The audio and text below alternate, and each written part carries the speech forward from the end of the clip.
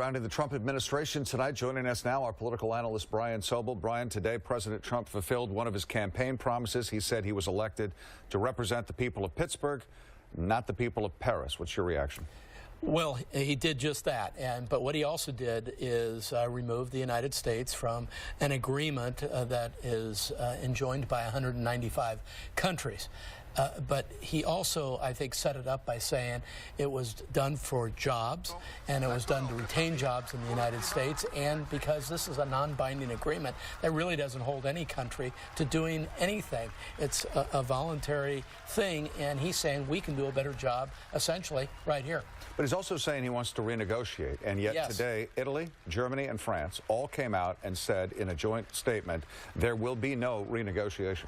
Well, that's the initial reaction. You've got very upset people who lobbied him very hard, overseas, and he took a different decision.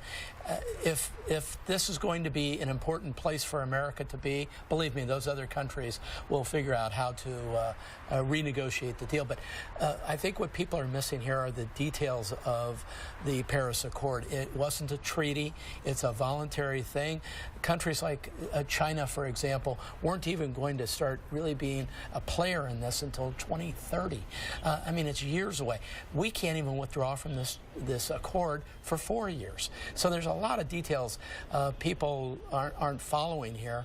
And the presumption is that by some people is that by pulling out, that means we're going to be a polluting country and that sort of thing.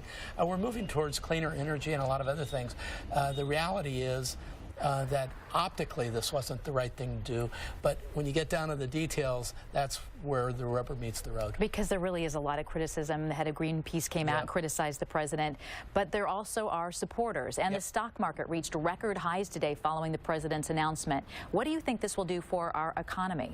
Well, I think it'll give it a bump, but not necessarily because it's doing anything practically on the ground. I guess that's my whole comment on this, is that the more you read about the accord, and some of us have been following it for a number of years, you realize that, as an example, China, India, these other countries had gross national product goals they had to meet, and they're far away from them. So a whole bunch of countries, the largest polluter on earth, China, isn't going to fix anything initially. And then you look at the end goals for this, Julie, and you find out that from a heat Earth temperature perspective, all that we're doing is just going to reduce the global warming by just a slight amount, and we are, again, as a country, moving in a different direction. I want to get in one more quick question. Sure. James Comey, former FBI director, has agreed to testify before the Senate Intelligence Committee 1 week from today.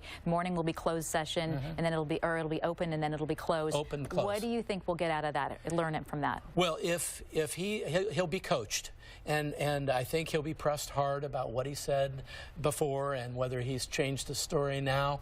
But what comes in the closed briefing will be pretty interesting. And the way Washington is working these days, we'll probably know everything about that in 15 minutes. Yeah, leak probably. How scared do you think President Trump is, or do you think he is scared of what James Comey might say? Well, if he's guilty, he's probably very afraid. But guilty of what? He had every right to say, hey, I've looked at the circumstances. I'd be appreciative if you backed off. That's not illegal. What would be illegal is if you ordered him or intimidated him by saying, hey, you want to remain FBI director, this thing better stop. All right. Well, we will find out 1 week from today or a little bit after that. Brian, thank you very much. You're very welcome.